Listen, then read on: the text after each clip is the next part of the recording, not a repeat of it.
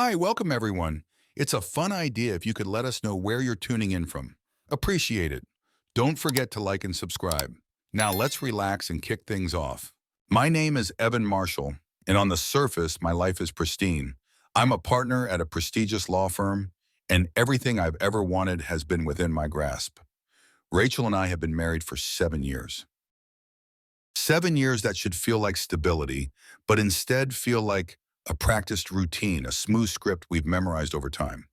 No kids, just a house that reflects our achievements, where every inch of space is meticulously curated. A marriage that's polite, restrained, but efficient, just like me. I rise early, leave for work at 6:30, come back by 5, sometimes later. Rachel knows the schedule. She doesn't ask about the hours. We have dinner together, exchange the kind of pleasantries that come with years of familiarity. But lately, something's off. It's not obvious, not yet, but I feel it. The shift is subtle.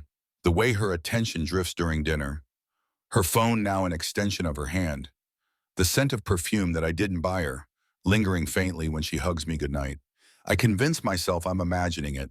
I'm too busy, too caught up in my work. I defend high-profile clients, face judges who'd love nothing more than to see me fail, and I don't have time for paranoia.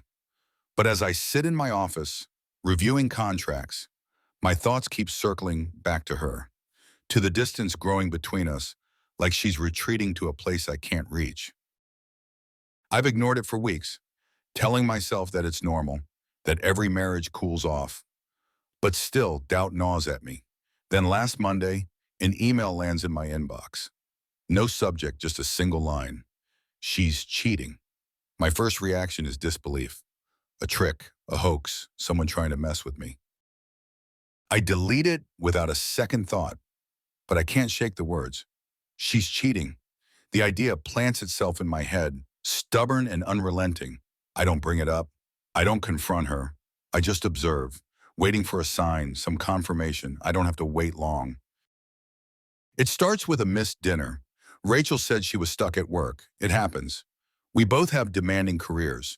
But when she finally walked through the door, she seemed distant, distracted. There was something off about her smile, something insincere. I'm a lawyer. I read people for a living. I don't miss the smallest crack, and her cracks are starting to show. The perfume smell is different, sharper now. It's not hers, not mine. I ask her about it casually. She stumbles through an explanation. She borrowed a colleague's jacket when it was cold outside. Her voice doesn't match the words, though. It's too quick, too rehearsed. Something inside me hardens. Over the next few days, I notice other things. A phone call she took in the other room, speaking in hushed tones, then abruptly ending the conversation when I walked in. More late nights. I try to focus on my work, but the nagging suspicion, the seed planted by that anonymous email, has sprouted into something darker, something I can't ignore. I check our phone bill, something I've never done before, never felt the need to. There it is, a number I don't recognize, one that keeps appearing again and again. I tell myself it's nothing, that I'm overreacting. But a part of me already knows the truth. We're in bed and she's beside me, scrolling through her phone. I glance at her, and all I can think about is that email, those calls, the perfume bung. The silence between us is suffocating. I feel the weight of it pressing on my chest, and for the first time in years, I don't know who she is. I've spent my entire life reading people, dissecting their motives, their lies, and yet here I am lying next to the one person I thought I could trust, and she feels like a stranger. I don't ask her, not yet. I'm not impulsive. I'm methodical, precise. If I'm going to confront her, I need to be sure. I need to have more than just suspicions. But lying here, feeling the distance between us, I know. I know she's hiding something, and it's only a matter of time before I find out what. I turn off the light, stare at the ceiling. She shifts next to me, muttering a soft goodnight. I don't respond. I can't. My mind is already racing, calculating, preparing.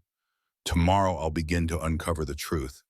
Tomorrow I'll take my first step toward making her pay for whatever she's done. She doesn't know it yet, but she's already lost. The next morning, I wake up before Rachel. The house is quiet, still in that early morning haze where everything feels detached from reality. I stand in the kitchen, my fingers tracing the edge of the countertop as my thoughts swirl. Last night's silence between us, the weight of that perfume on my mind, I need to know. I need to see it for myself. Words aren't enough. Not anymore. Rachel moves about the house as if nothing's changed, her routine so familiar that it almost makes me doubt what I know. But I can't shake the feeling, that gnawing certainty she's hiding something. I kiss her goodbye at the door, watching her get into her car, her smile hollow. I say I'll be late tonight, a work emergency. She nods, tells me not to stress, that she'll handle dinner. It's so casual, so dismissive. The lie tastes bitter in my mouth, but I swallow it down. She leaves, and I'm not far behind her. I trail her car through the suburban streets, keeping a safe distance. I've never followed anyone like this before. Never had to. The idea that I'm here, doing this, feels absurd, but the anger sharpens my focus. She drives toward the city where she says she's meeting a client. But I know better. My heart pounds, but my hands stay steady on the wheel. I need to see her. I need proof that she's betraying me. If I'm wrong, fine. But I know I'm not. She pulls into a parking lot by a cafe. I park a block away, walking carefully toward her car, staying in the shadows. And then I see it. Him. A man steps out of his car and walks toward her, tall, broad shoulders, a confident swagger that turns my stomach. She gets out and smiles at him, the kind of smile she hasn't given me in months. It's all so painfully normal. They talk for a moment and then it happens. She leans in and they kiss. Soft, slow, like they've done it 100 times before. My chest tightens and for a second I think I might explode. I grip the corner of the building, forcing myself to stay calm. I can't let them see me. I can't confront her. Not yet. There's no satisfaction in losing control. I need this to be precise. I need to know everything before I make my move. I snap a few photos with my phone, my hands steady despite the storm raging inside me.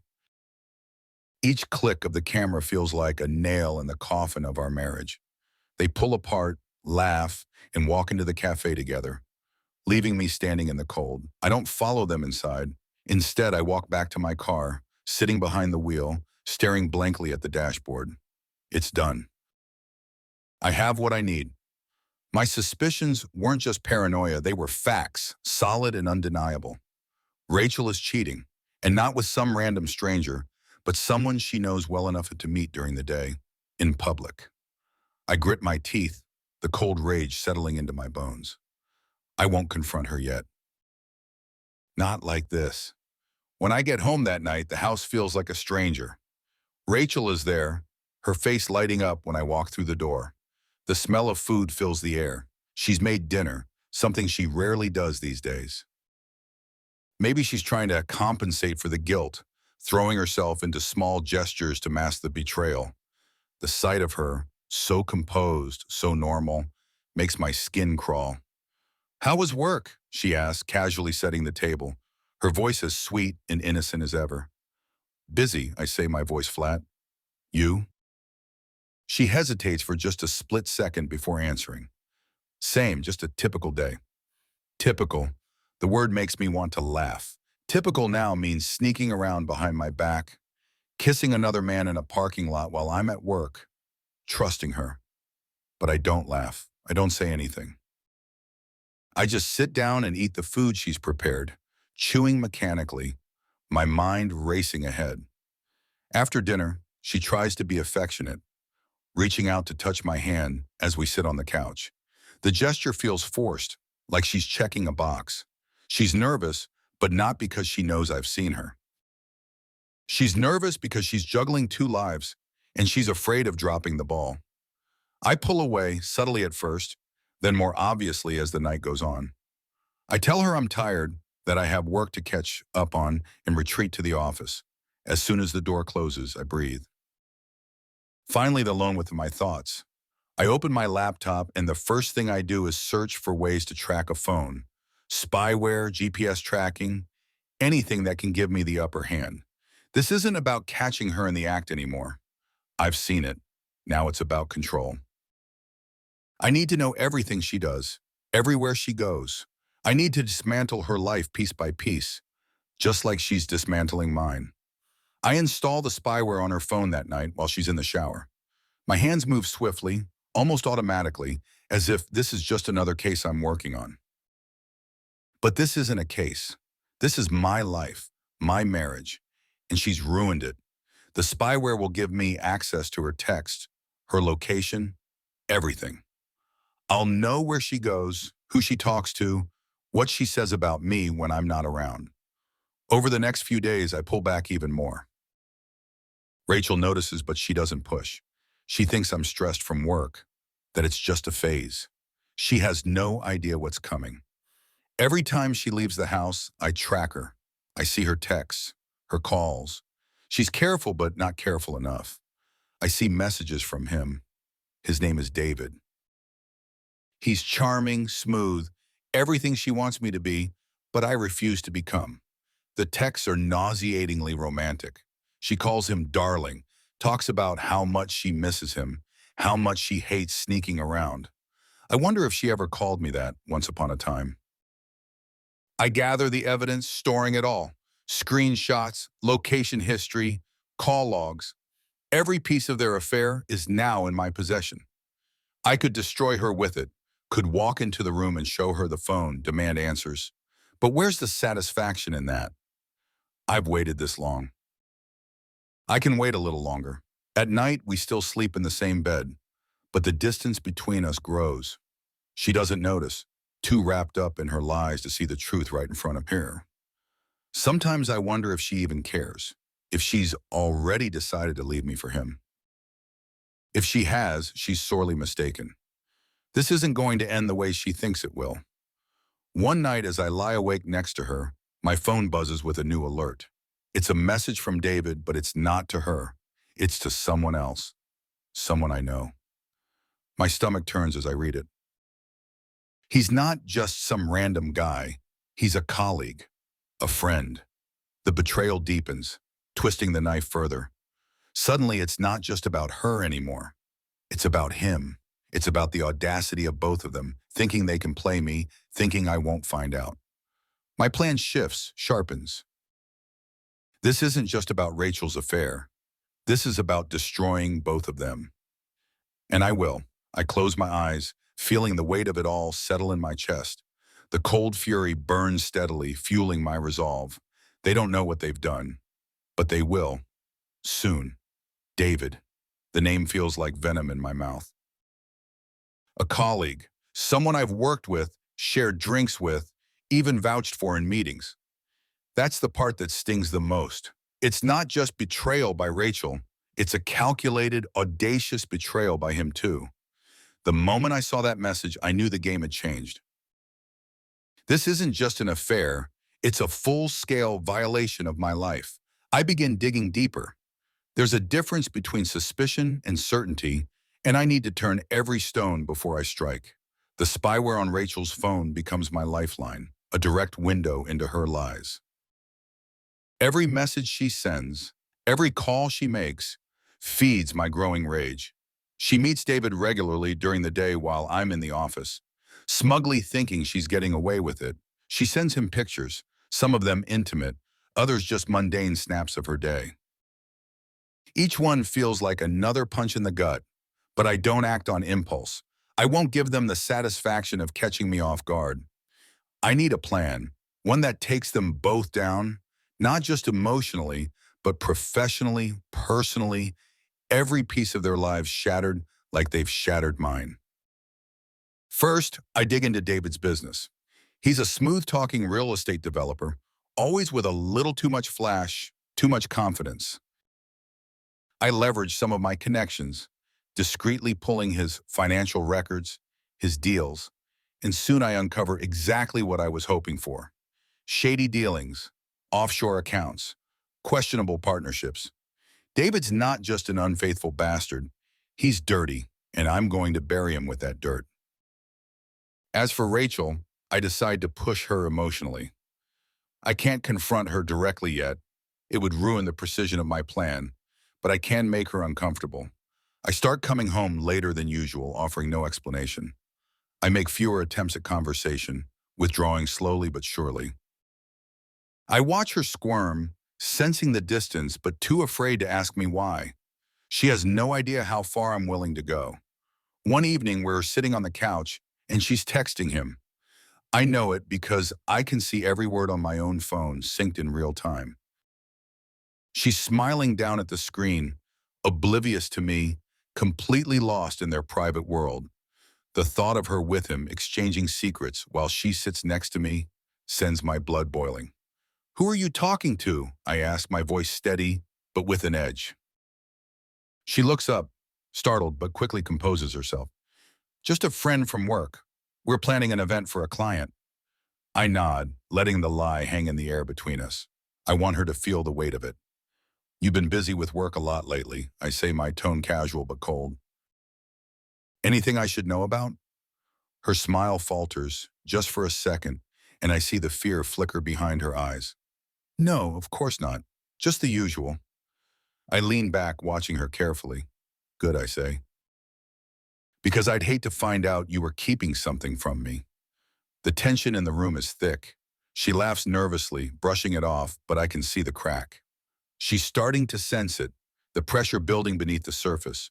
But I'm not done yet. Over the next few days, I push harder. I leave subtle hints, small jabs that make her wonder if I know.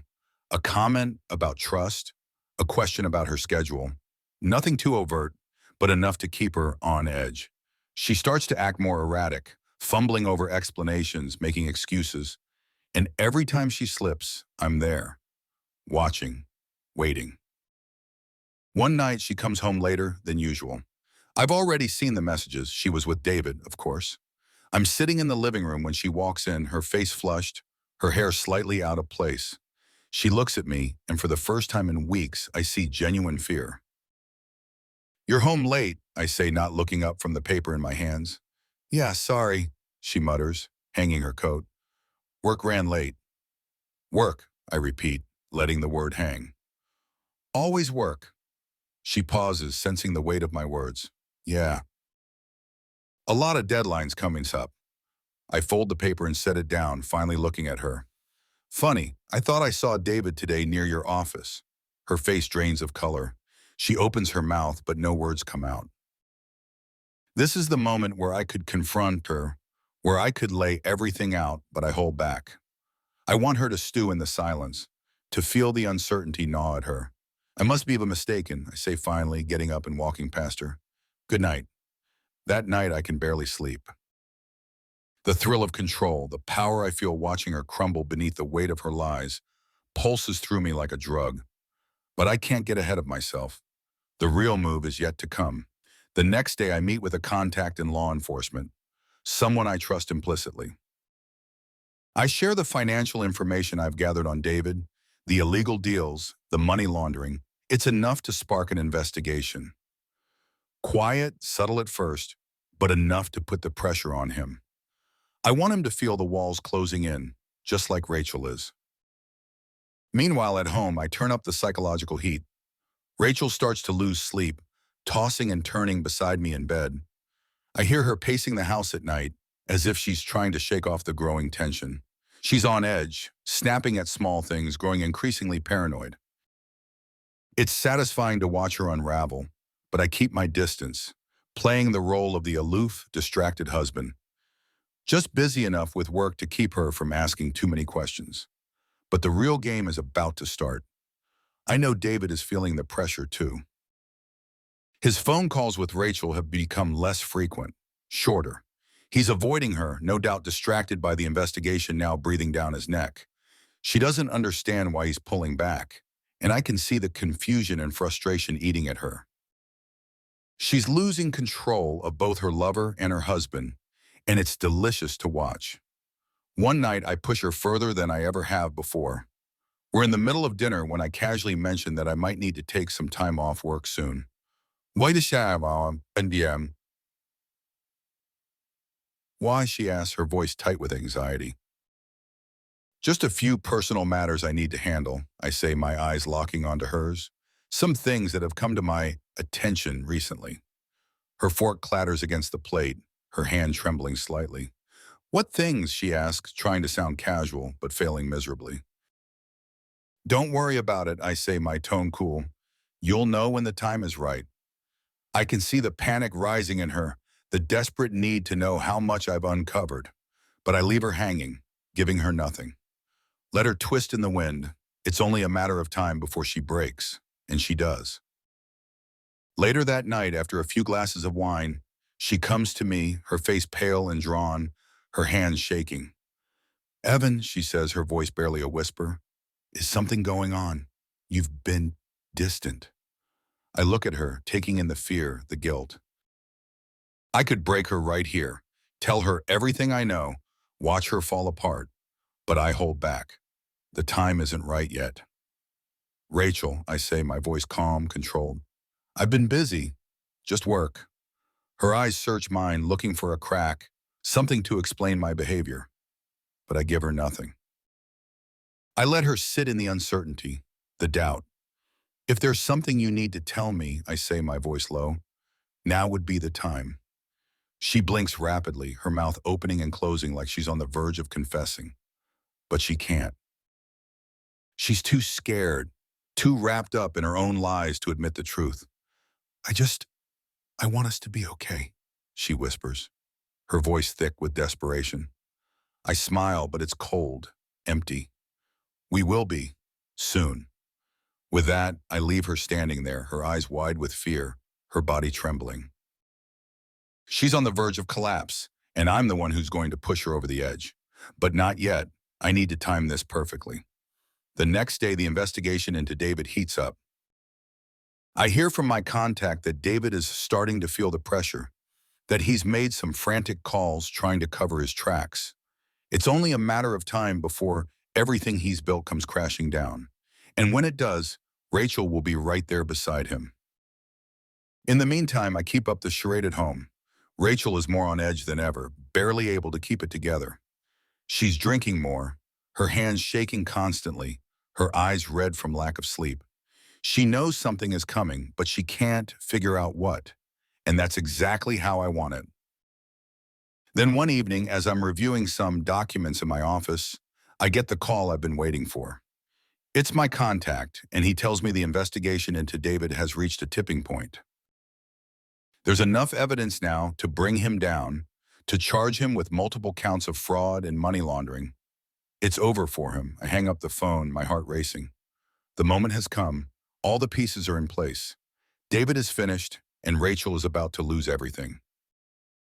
I step out of my office and find her in the living room, sitting on the couch, staring blankly at the TV. She looks up at me, her face pale, her eyes filled with dread. Rachel, I say, my voice steady, but laced with cold finality. It's time we talked. Her breath hitches, and for the first time I see the full weight of her guilt bearing down on her. About what? She asks, her voice trembling. I walk over to her, standing tall above her as she shrinks back into the couch. About David, about the lies. About everything. Her face drains of color, and she starts to shake her head, tears welling up in her eyes. No, Evan, please. I sit down beside her, leaning in close so she can feel the heat of my rage. It's over, Rachel. You've lost. Rachel stands there, frozen, her eyes wide with fear, and for a moment I savor the power. The truth is no longer buried beneath her lies. It's standing right in front of her, unmovable. My calmness unnerves her, I can see it. She's always known me as the rational one, the problem solver. I'm not shouting, not throwing accusations. Instead, I sit down on the couch, motioning for her to join me. Sit. Her body moves on autopilot, sinking into the cushion across from me. Her hands tremble slightly, and she folds them in her lap, trying to appear composed.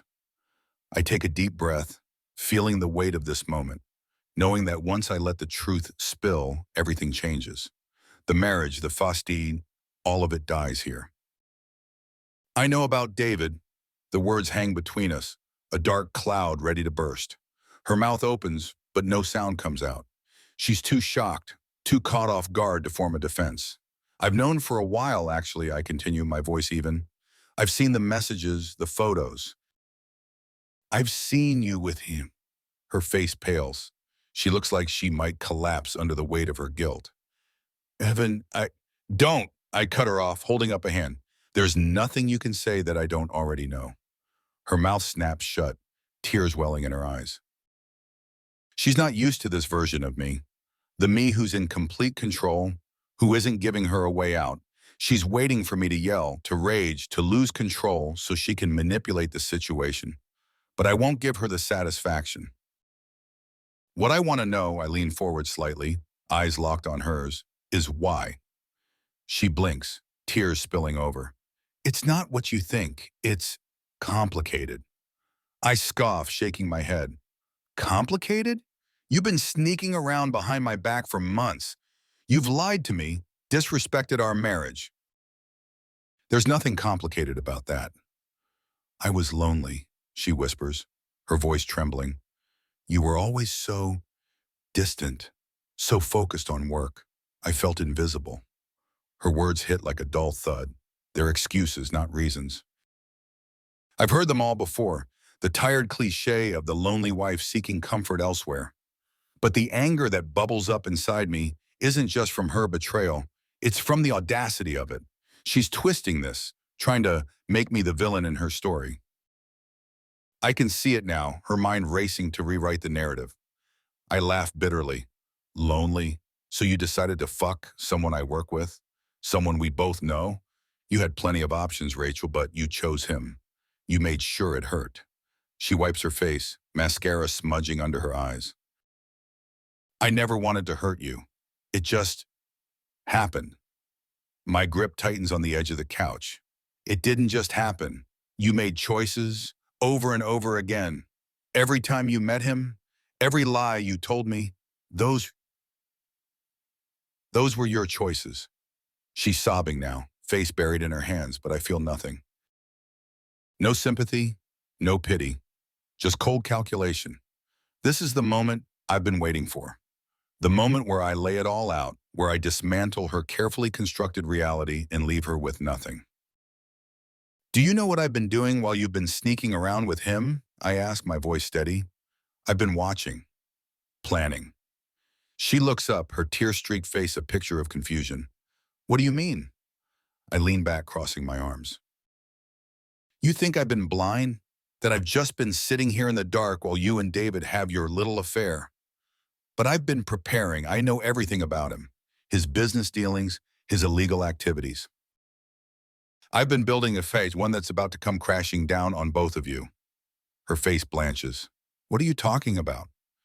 David is dirty, Rachel, and I've got enough evidence to bury him. The authorities are already closing in. It's only a matter of time before he's arrested. And when that happens, he's going to take you down with him. She shakes her head, disbelief etched across her face. No, you're lying, I smirk. Am I?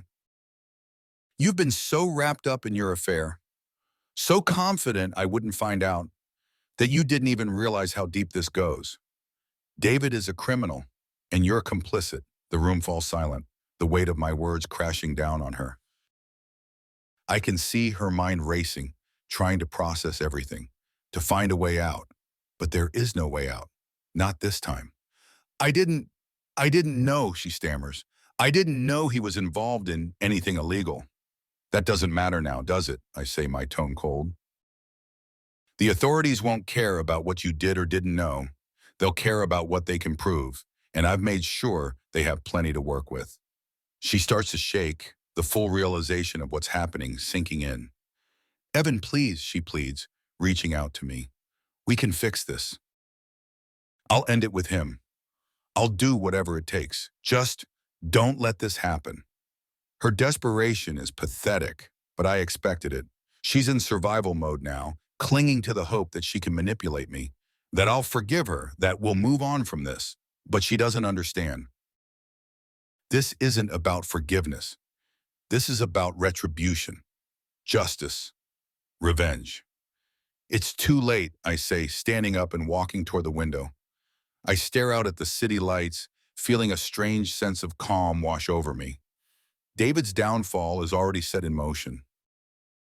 And when he goes down, you'll go with him. She breaks down completely, her sobs filling the room, but I don't turn to look at her. I can't. This moment isn't for me to savor her pain. It's to finish what I've started, to make sure the betrayal she inflicted on me is returned in full. I take a deep breath, feeling the weight of my decision, the finality of it. You'll need to leave by tomorrow, I say, my voice emotionless. Pack your things. I want you out of this house before the fallout begins. Rachel looks up at me, her eyes wide with terror. Where will I go? I don't care, I respond, turning to face her.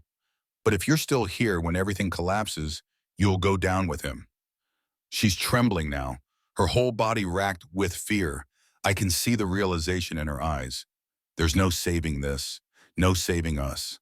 I've already won. The life we built, the marriage we shared, is crumbling and there's nothing left to salvage. For a brief moment, I feel a pang of something. Maybe it's regret, maybe it's the remnants of the love we once had. But it passes quickly, swallowed by the cold satisfaction of knowing that justice is finally being served. Rachel tries to speak, but her words are incoherent, her sobs too overwhelming. I watch her for a moment longer, feeling detached, like an observer in someone else's life. This isn't the ending I imagined for us, but it's the one she chose. I leave the room, walking away from her, from the wreckage of our marriage, and head to my office. I close the door behind me, locking out the sound of her cries, and sit at my desk. The weight of everything presses down on me, but it's not crushing. It's a burden I've been carrying for too long, and now it's almost over. I reach for the phone, dialing the number I know by heart. It's done, I say when the call connects. You can proceed with the arrest. The voice on the other end is calm, professional. Understood. We'll move in tomorrow. I hang up, feeling the finality of my actions settle in. David will be arrested, his business will crumble, and Rachel will be left with nothing but the consequences of her choices. For a moment, I sit there in the silence, the weight of my revenge pressing down on me. It feels empty, hollow. The victory I imagined, the satisfaction I thought I'd feel, it's not there. All that's left is the destruction, the ashes of what used to be my life. But I don't regret it. I can't. This was the path I chose, the only way forward after everything they did to me. I had to see it through to the bitter end. I stand up and walk over to the window, staring out at the city below. Somewhere out there, David is about to have his world ripped apart. And Rachel, well, she's already broken. It's over. I've won. But as I stare out at the night, I can't help but wonder, at what cost? Everything begins to unravel the morning after I set the final pieces in motion. I wake up to the silence of an empty house, the weight of last night still pressing down on me. Rachel is gone, as I expected. She left without a word, probably scrambling to figure out her next move. There's no note, no goodbye, just a hollow absence that I've already learned to live with. The house feels eerily still, but my mind races. David, he's the last loose end, the one who still has the power to ruin everything. My plan was flawless until now, but David's sudden silence worries me. The reports from my contact at the law enforcement agency confirm that his company is under investigation, that they've frozen his assets. It should be enough to break him, to send his life crumbling. But something's not right. I know him too well. David is calculating, ruthless, the kind of man who always has a backup plan. If he knows I'm behind this, and I have to assume he does, he'll fight back. That's what I've been waiting for. But now that the moment is here, the stakes feel higher than ever. I pour myself a cup of coffee and sit at the kitchen table, my phone buzzing with the day's emails. Work is a blur now, something I keep up with out of routine, but my mind isn't there. It's locked on the mess I've created, the revenge I've spent months planning. It's all so close to being over, but one misstep could cost me everything. And then it comes, a single text message from an unknown number. We need to talk. Now. There's no name, but I know it's David. My pulse quickens, and I stare at the phone, debating my next move. If he's reaching out, he's desperate. Desperation makes people dangerous, unpredictable. I reply quickly, "Where?" A response comes within seconds. "The parking garage, fourth floor." Of course, it's the same place Rachel and David used to meet. I shouldn't be surprised. He wants to confront me where he thinks he still holds power, where the affair began. My hand tightens around the phone as I picture them there, together, laughing, planning their betrayal. I grab my keys and head out the door, my mind sharp, focused. If David wants to confront me, I'll be ready. The drive feels longer than it should. My mind is a storm of thoughts, but I keep them controlled, focusing on the road ahead. When I pull into the garage, the tension in my body tightens like a spring. The fourth floor is mostly empty, a few cars scattered here and there, but David's black sedan stands out in the far corner. He's waiting for me. I park a few spots away, cutting the engine but staying in the car for a moment.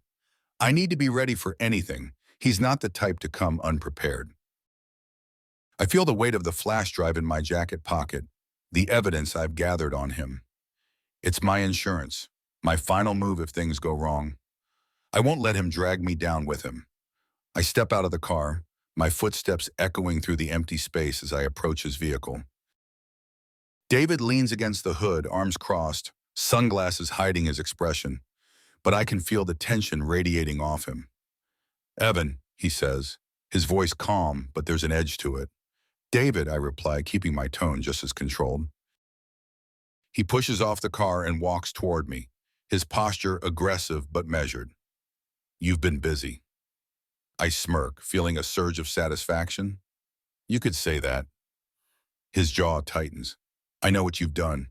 You think you're so clever, pulling the strings from behind the scenes. But you've made a mistake." I cross my arms, holding my ground. "Enlighten me." He steps closer, his voice dropping to a low hiss. "You've left yourself exposed. The authorities are looking into my business, but you're not as clean as you think. All that dirt you've dug up on me? It won't take much for them to trace it back to you. And when they do, your career, your life, it'll be over." I expected this. He's trying to shake me, to make me second-guess everything I've done, but I've come too far to back down now. "You're bluffing," I say, my voice steady. "You don't have anything on me." David's lips curl into a bitter smile. "Don't I? You've been sloppy, Evan. You've crossed lines, broken laws, and once the investigation catches wind of that, they'll come for you just as hard as they're coming for me." My stomach tightens, but I don't show it. He's throwing his last card on the table, hoping I'll fold. But I have my own ace. I pull the flash drive from my pocket, holding it up between us. "You're right, I've crossed lines, but it's nothing compared to what I have on you. This drive?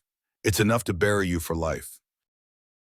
Fraud, money laundering, tax evasion. I've been patient, David, but now it's your turn to face the consequences." For a moment, he stares at the drive, his expression unreadable.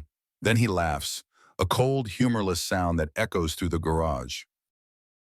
"You think that's going to stop me?" he says, his voice dripping with disdain. "You think I care about going down? You've always been so self-righteous, Evan, but you're no different from me.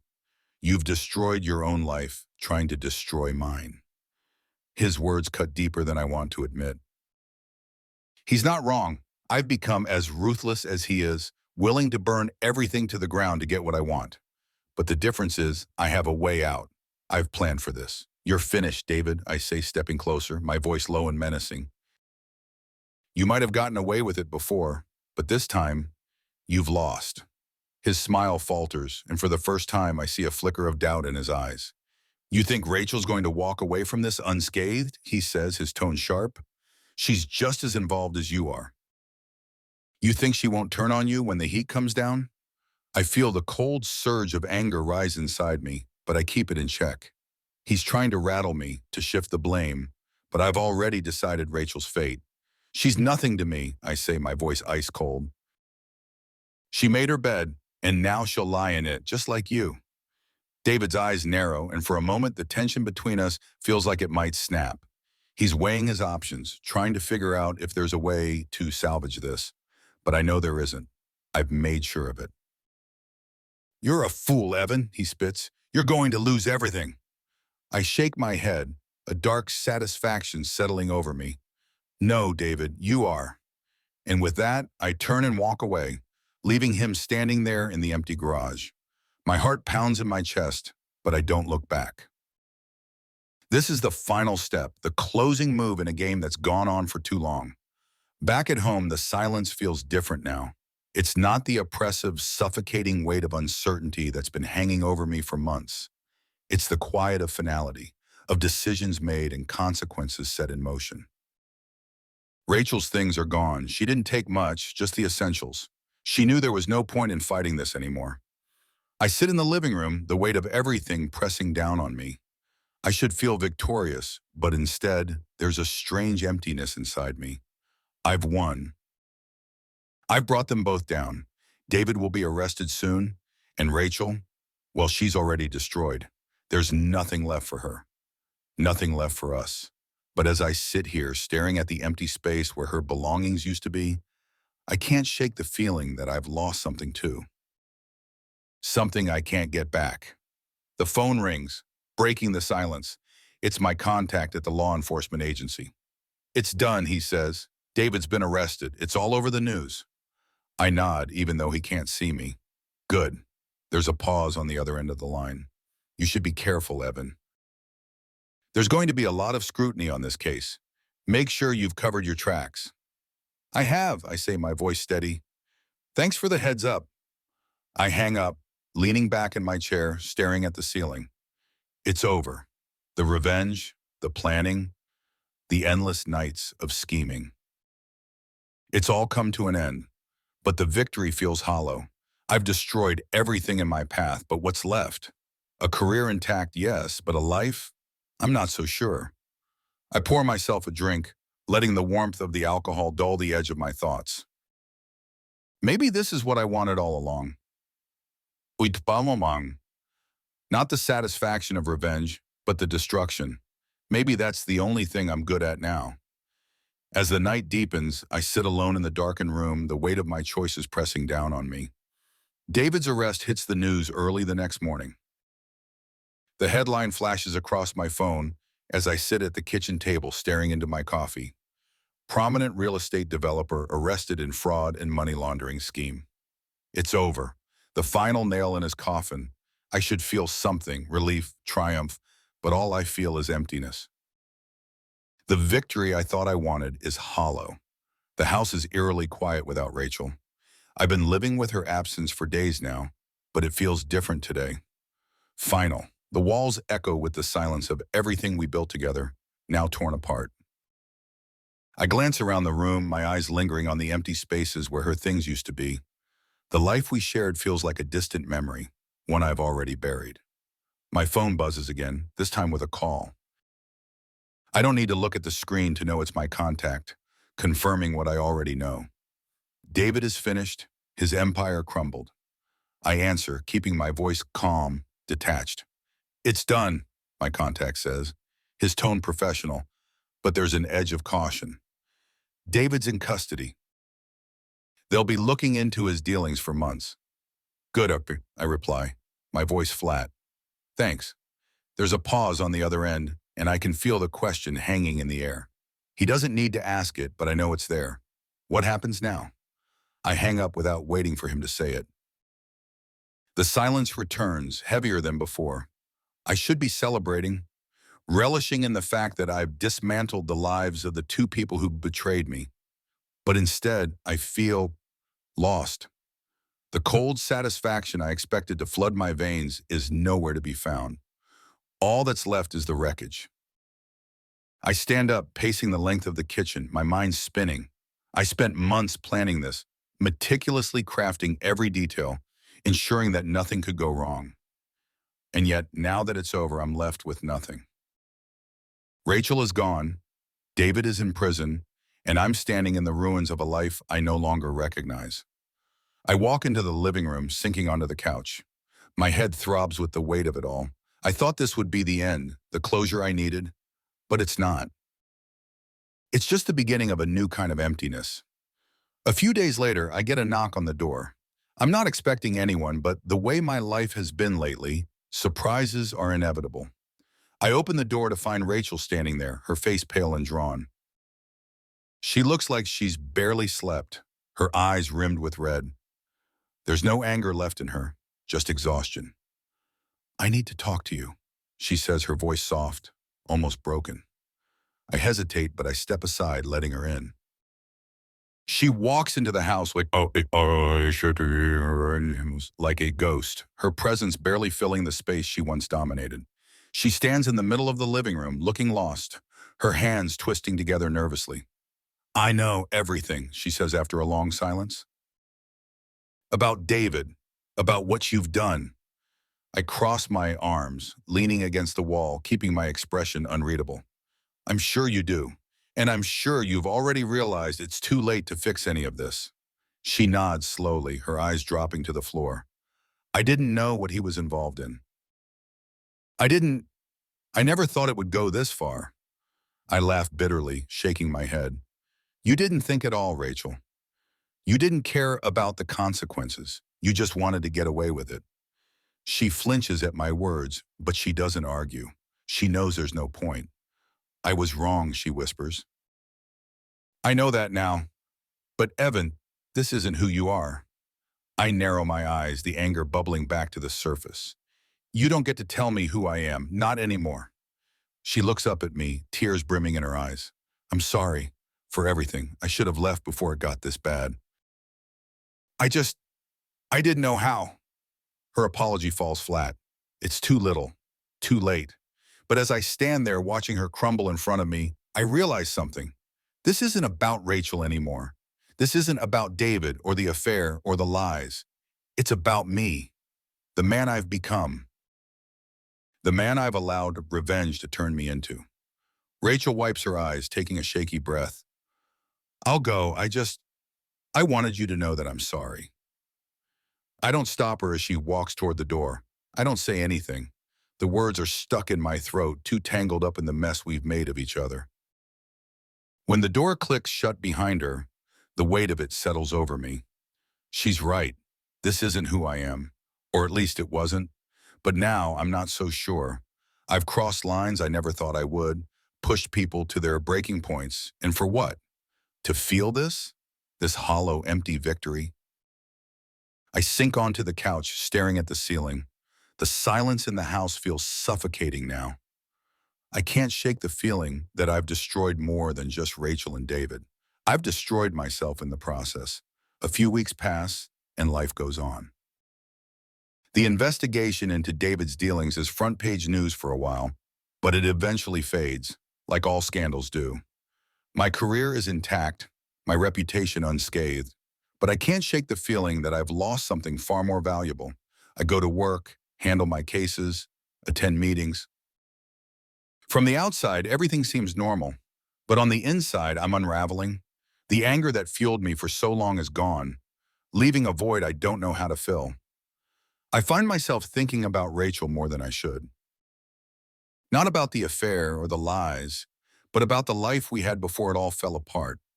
The good moments, the quiet mornings, the late-night conversations, the way she used to make me laugh when I least expected it. I wonder if those memories were real, or if they were just another part of the lie.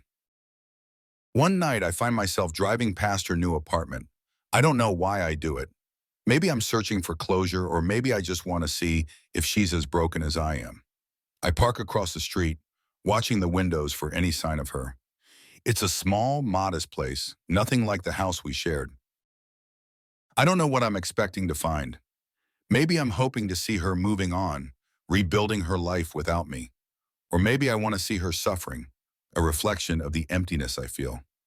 But as I sit there, the realization hits me.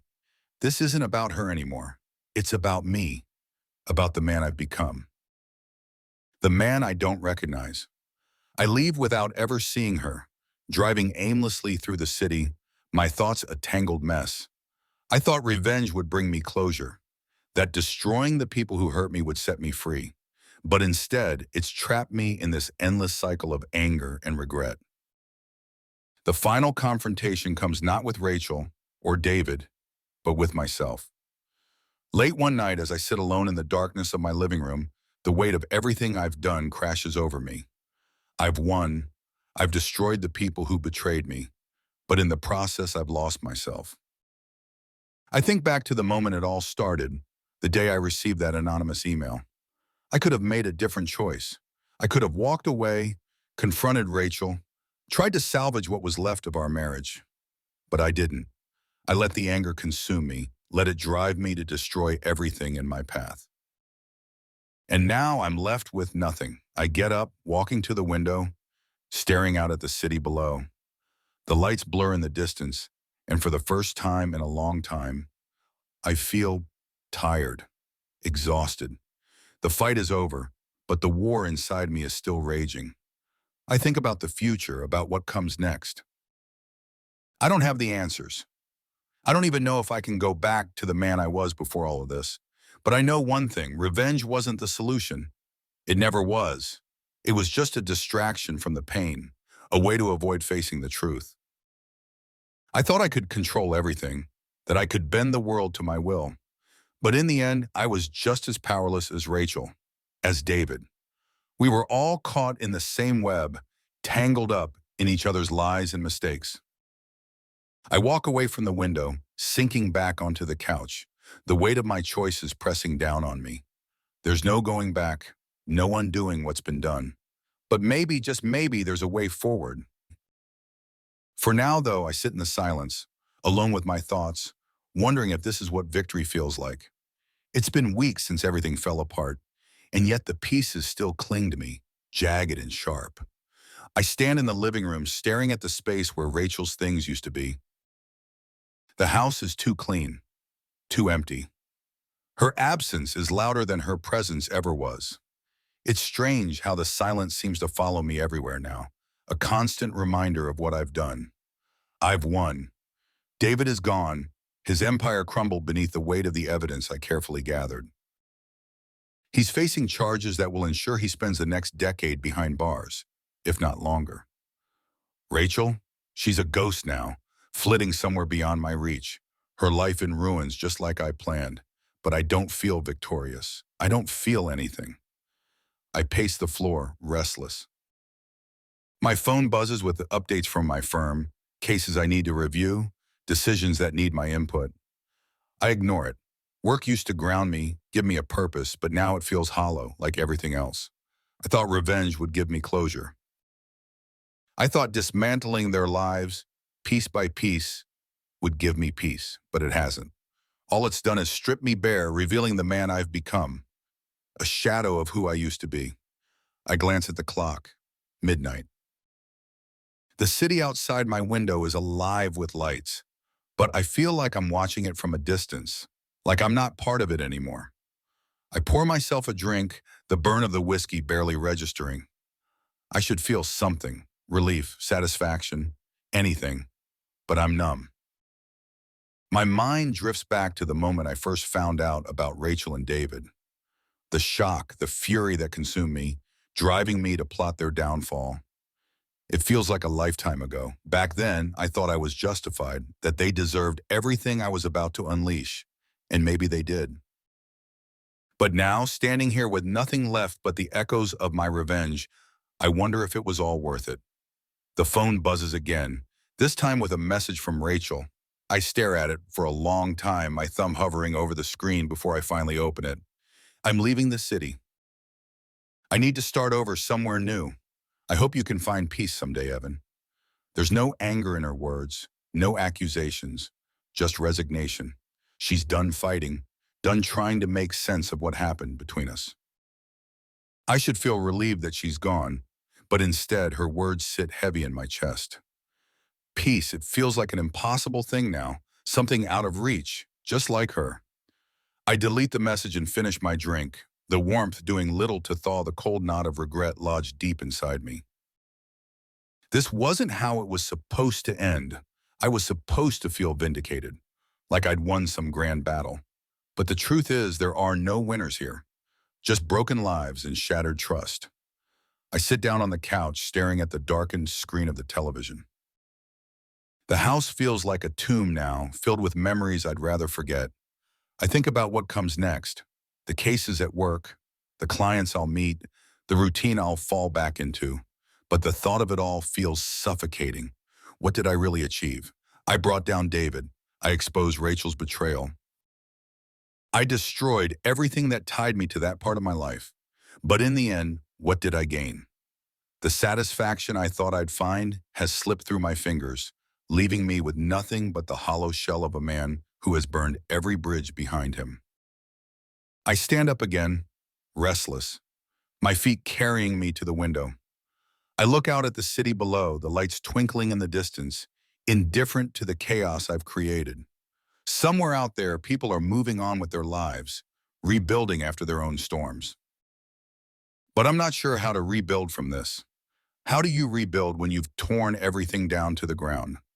I realize now that revenge didn't free me. It trapped me in a cycle I can't break.